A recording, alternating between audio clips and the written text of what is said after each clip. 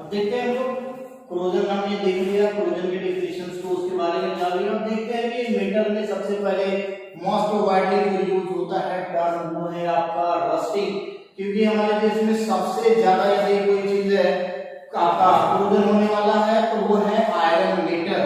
तो iron metal पर हम लोग देखते हैं सबसे पहले रस्टिंग के बारे में कि रस्टिंग ऑफ आयरन ये होता क्या है। Rusting of iron the gradually eaten of iron surface by action of damp air is called rusting. Rusting एक केमिकल प्रोसेस है जिस प्रोसेस के माध्यम से जब हम कोई भी न्यू आयरन ऑब्जेक्ट को एयर के कांटेक्ट में बाहर यदि हम उसको छोड़ देते हैं तो बाहर छोड़ने के बाद जो डैम्प यानी मॉइस्चर जो होता है, मॉइस्चर युक्त जो आपका हवा होता है, उस हवा के प्रभाव में आने के बाद धीरे धीरे आयरन के सरफेस पर एक ब्राउन कलर का लेयर चढ़ जाता है, पोरस खोखली और ब्राउन कलर का लेयर जो चढ़ता है, जिस लेयर के चढ़ने के प्रोसेस को हम लोग क्या कहते हैं, रस्टिंग ऑफ आयरन कहते हैं। दूसरे शब्दों में हम देखते हैं कि ये और कैसे हम इसे कह सकते हैं, तो the process in which rust is formed on the surface of iron object by action of damp air is called rusting। ये पूरे प्रोसेस के लिए हम एक इक्वेशन की हेल्प से देखते हैं कि क्या होता है कि आयरन ऑक्सीजन और वाटर के प्रेजेंस में रिएक्ट करता है तो बनाता है आपका Fe2O3 into XH2O। इस रिएक्शन के दौरान हमने X का यूज किया है क्योंकि हमें पूरा एग्जैक्ट पता नहीं है कि what amount of water vapour present in this reaction, यानी इस रिएक्शन के दौरान कितने वाटर वेपर का यूज हुआ है उसका अमाउंट नहीं पता होने की वजह से हमने उसके साथ X का यूज किया हुआ है। नहीं तो इजीली हम इसे अगर बैलेंस करते तो बैलेंस कर सकते थे। बैलेंस करने के लिए हमने नंबर का यूज किया है 4 3 2। यहां पर हम देख लेते हैं यानी F कितना हो गया 2 into 2 4, तो F इधर भी 4 है इधर भी 4 है, तो हमने ऑलरेडी पहले ही बैलेंस इक्वेशन को लिख दिया था। इसको समझने के लिए इसमें हमने X का यूज किया हुआ है क्योंकि वाटर का अमाउंट पता ना होने की वजह से हमने इसके साथ क्या लिखा है, X का यूज किया है। आगे हम देखते हैं इस टर्म को यानी रस्टिंग ऑफ आयरन को प्रिवेंट कैसे करेंगे उसके बारे में हम लोग जान लेते हैं और रस्ट के बारे में जान लेते हैं। देखते हैं रस्ट के बारे में कि रस्ट होता क्या है। तो रस्ट आपका ये फल्की और फुफली rich brown substance which is deposited on the iron surface by the action of damp air is called rust. और रस्ट का जो फार्मूला होता है वो होता है आपका Fe2O3। अगर हम लिखना चाहें तो इसमें लिख सकते हैं X H2O, नहीं भी लिखेंगे तो Fe2O3 जो है आपका आयरन ऑक्साइड, और आयरन ऑक्साइड को ही हम लोग कहते हैं क्या है, रस्ट कहते हैं। और ये XH2 जो है तो इसको हम लोग बोलते हैं हाइड्रेटेड आयरन ऑक्साइड। क्या बोलते हैं, हाइड्रेटेड आयरन ऑक्साइड। और ये हाइड्रेटेड है यानी रस्ट है, इसका वेट जो होता है नॉर्मल आयरन सरफेस की अपेक्षा अधिक होता है। अब हम आगे इसके प्रिवेंशन के बारे में पढ़ेंगे। बहुत सारे टर्म्स हैं जो हम प्रिवेंट कर लेंगे। प्रीवियस क्लास 8 में हम लोगों ने पढ़ा है कि रस्ट को प्रिवेंट करने के लिए हम क्या करते हैं, उसको यानी मेटल के सरफेस को, आयरन के सरफेस को हम लोग वायलिंग कर देते हैं, ग्रीसिंग करते हैं, पेंटिंग करते हैं, गैल्वेनाइजेशन करते हैं, आपका इलेक्ट्रोप्लेटिंग कर देते हैं या नहीं, तो उसको मोस्ट कॉमन यूज जो इंडस्ट्रियल यूज होता है तो उसके रूप में हम इससे एल्वाइन कर देते हैं, जिससे हम रस्ट को क्या करते हैं, प्रिवेंट कर लेते हैं। अब इसको बारी से हम देख लेते हैं।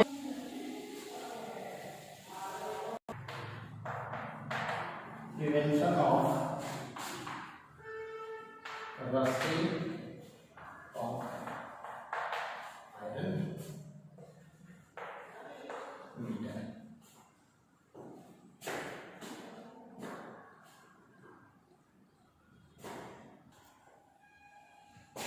देखिए हम लोग prevention of rusting of iron metal यानी आयरन मेटल को हम कैसे प्रिवेंट करेंगे पर रस्ट न लगे।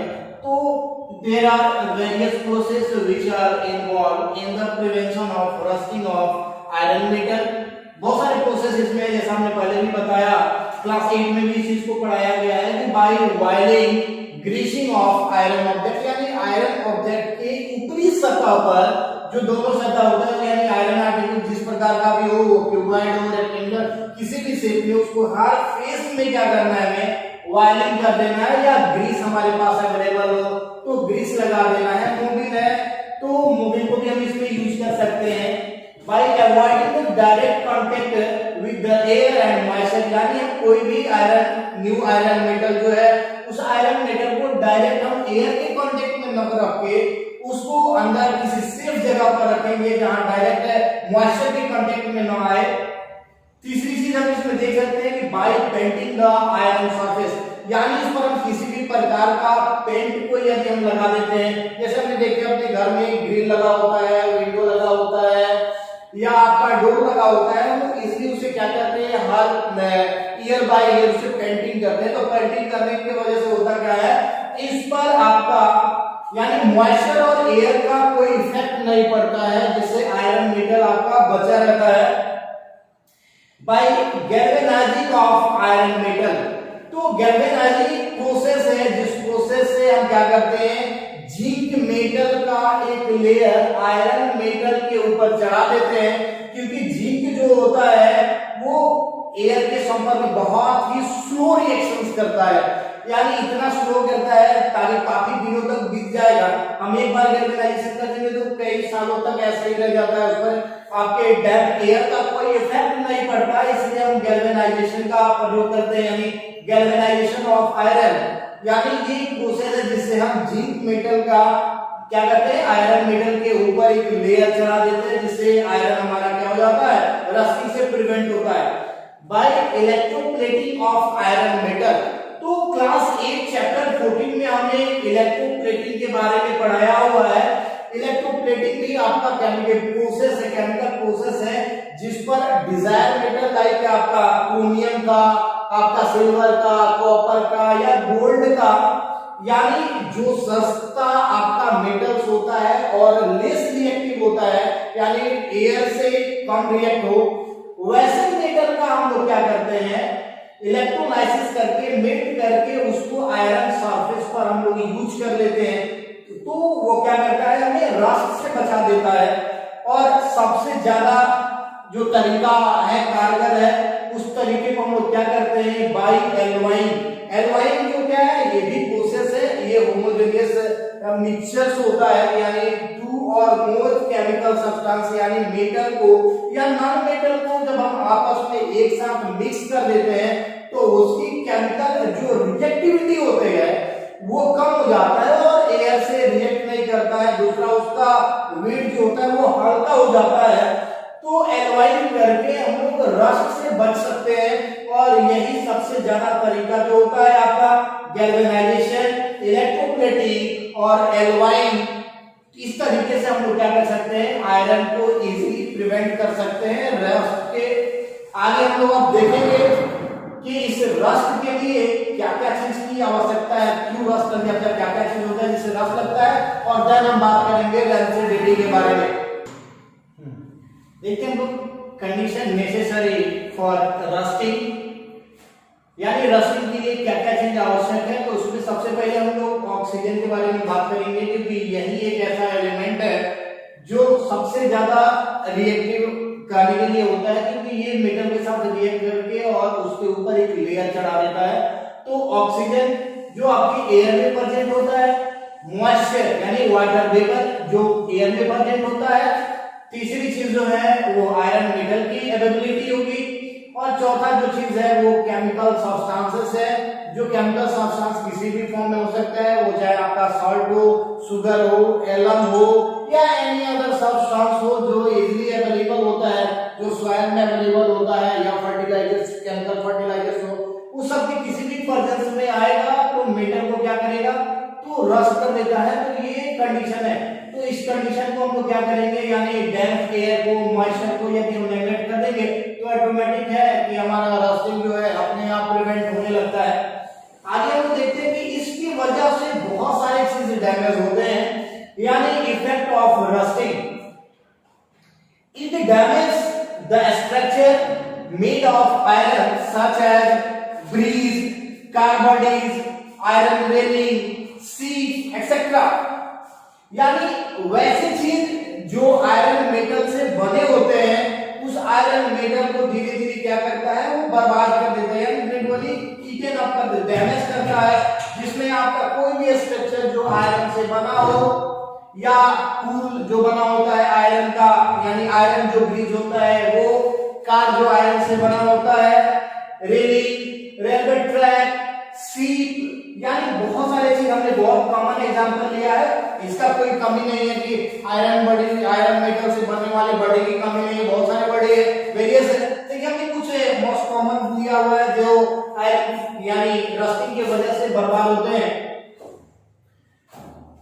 It is very serious problem, rusting होता है बहुत ही सीरियस प्रॉब्लम है इंडस्ट्री के लिए, क्योंकि जो केमिकल रिएक्टर जो होता है या जो प्लांट होता है उसको टाइम टू टाइम रिप्लेसमेंट करना पड़ता है, और इस रिप्लेसमेंट के वजह से टाइम और मनी बहुत ही ज्यादा एक्सपेंड होता है। तो ये इफेक्ट हो गया रस्टिंग का। आगे हम लोग पढ़ेंगे रैंसिडिटी के बारे में। देखते हैं हम लोग रैंसिडिटी के बारे में। The natural oxidative degradation of while fatty acid present in food items is called rancidity. Due to the rancidity, the smell, taste and color of the food items are changed after some interval of time.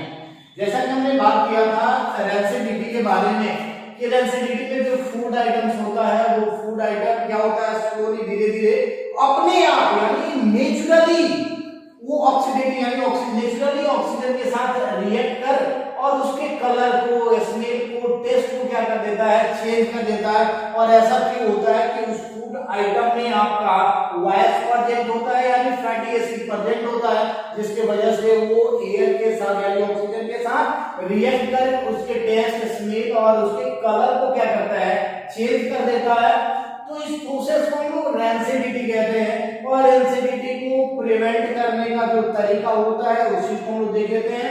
यानी it can be prevented by adding antioxidant in the food stuff. जो भी food materials हमारा होता है उस food materials के साथ ऊपर से एंटीऑक्सीडेंट मटेरियल को जब हम ऐड कर देंगे तो ऑक्सीजन से रिएक्ट नहीं करने देगा, जिससे हमारा फूड आइटम्स क्या हो जाता है, प्रिवेंट हो जाता है यानी खराब नहीं होता है।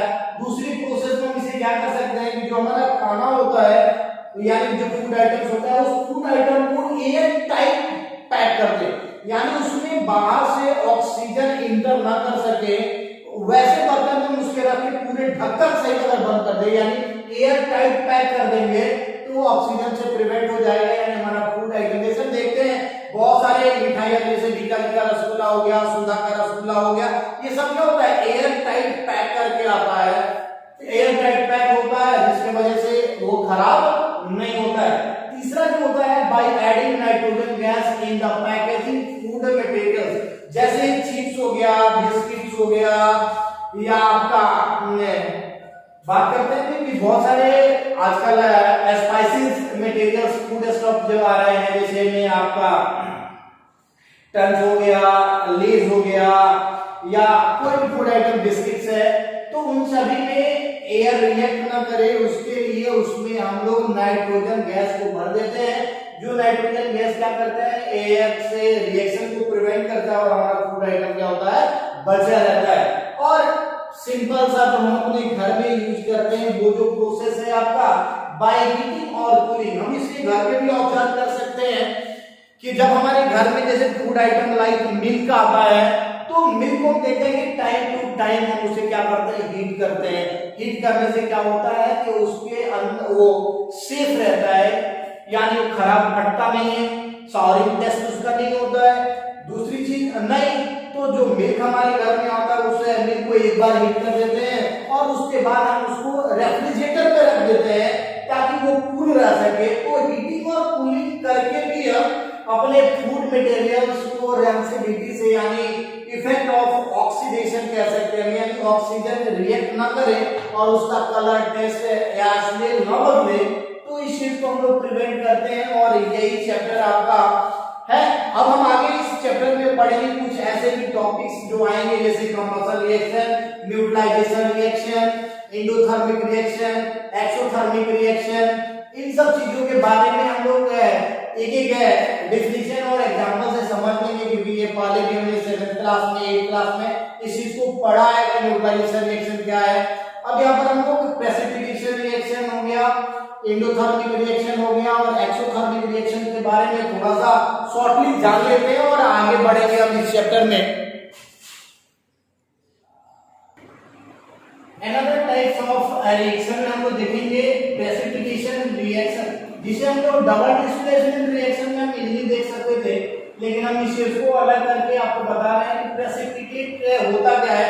यानी रिएक्शन के दौरान जो होता है, जब हम दो एक्वस को आपस में मिलाते हैं, तो जब दो एक्वस आपस में मिलता है तो एक सॉलिड मटेरियल का फॉर्मेशन करता है, जिस सॉलिड मटेरियल्स को ही हम लोग प्रेसिपिटेट कहते हैं। और जब प्रेसिपिटेशन इस रिएक्शन में बनता है, उस रिएक्शन को हम लोग प्रेसिपिटेशन रिएक्शन कहते हैं। देख लेते हैं हम लोग the chemical reaction in which one of the product form is insoluble substance and is thrown out of the solution as solid is called precipitation reaction। यानी प्रेसिपिटेशन रिएक्शन जब होगा, जब दो हम एक्वस सब्सटेंस को, जैसे हम देख रहे हैं AlCl3 प्लस NH4OH, जब रिएक्ट किया हुआ है, केमिकली कंबाइन किया है, तो दोनों के आयंस जो है, यानी AlCl3 में आपका क्लोरीन और आपका अमोनियम हाइड्रोक्साइड में हम बात करते हैं, तो अमोनियम हाइड्रोक्साइड में OH, ये दोनों इंटरचेंज किया हुआ है। चेंज किया, Cl चला जाएगा NH4 के साथ और OH आ जाता है आपका एल्युमिनियम के साथ। जो प्रोडक्ट बनाया है आपका एल्युमिनियम हाइड्रोक्साइड और अमोनियम क्लोराइड।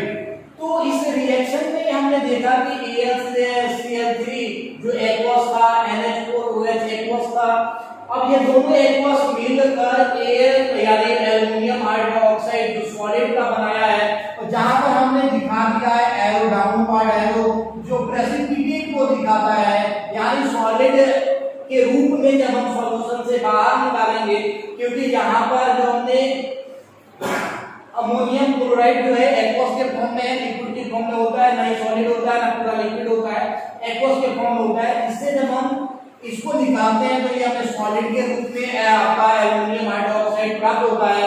तो इस रिएक्शन को हम लोग क्या कहते हैं, प्रेसिपिटेशन रिएक्शन कहते हैं। अब इस चीज को ऑलरेडी पहले से भी बैलेंस कर दिए हैं, तो कोई दिक्कत नहीं होगा। पिछले एग्जांपल में देखते हैं कि लीड नाइट्रेट जो है, लीड नाइट्रेट एक्वस है, और इस एक्वस को जब हम पोटेशियम आयोडाइड के साथ रिएक्ट कराते हैं, यानी लीड नाइट्रेट को जब हम पोटेशियम आयोडाइड के साथ रिएक्ट कराते हैं, तो लीड नाइट्रेट में से जो नाइट्रेट होता है वो चला जाएगा पोटेशियम के साथ, और आयोडीन जो आपका पोटेशियम आयोडाइड बनाया है, इसमें से जो आयोडीन है वो आपके लीड के साथ कंबाइन करेगा और प्रोडक्ट बनाएगा। इस कंडीशन में जो इंटरचेंज होंगे तो पोटेशियम आपका लीड आयोडाइड जो है सॉलिड की फॉर्मेशन में आता है, यानी सॉलिड बन जाता है, और आपका पोटेशियम नाइट्रेट एक्वस हो जाता है। तो इससे हम जब बाहर निकालते हैं सॉल्यूशन से, तो PbI2 जो है, यानी लीड आयोडाइड जो है वो सॉलिड के रूप में निकलेगा। जहां पर हमने इसको दिखा दिया है डाउनवर्ड एरो से, जो रिप्रेजेंट करता है प्रेसिपिटेशन को। तो प्रेसिपिटेट यहां से निकल रहा है, यानी सॉलिड मटेरियल बाहर निकलेगा, सॉलिड मटेरियल्स के रूप में लीड आयोडाइड बाहर निकलेगा, और इसी रिएक्शन को हम कहते क्या है, प्रेसिपिटेशन रिएक्शन कहते हैं। आगे हम लोग देखेंगे अब इसके बाद न्यूट्रलाइजेशन रिएक्शन, और देन हम देखेंगे एक्सोथर्मिक और एंडोथर्मिक।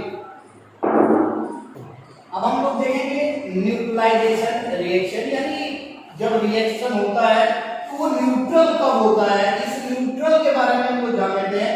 इस टॉपिक को हम लोगों ने क्लास 7 में पढ़ा था एसिड बेस में, और फिर से हम लोग देखते हैं कि न्यूट्रलाइजेशन रिएक्शन होता क्या है। यानी reaction between a strong acid and a strong base to form salt and water। जब स्ट्रॉन्ग एसिड और स्ट्रॉन्ग बेस मीट एसिडिक और सॉल्ट और वाटर का फॉर्मेशन करते हैं, तो ये रिएक्शन जो कहलाता है न्यूट्रलाइजेशन रिएक्शन कहलाता है। अब इस न्यूट्रलाइजेशन रिएक्शन के एग्जांपल के माध्यम से हम समझ लेते हैं। यानी स्ट्रॉन्ग बेस, यानी sodium hydroxide is the strong base. तो स्ट्रॉन्ग बेस यानी sodium hydroxide reacts with strong acid like HCl यानी हाइड्रोक्लोरिक एसिड।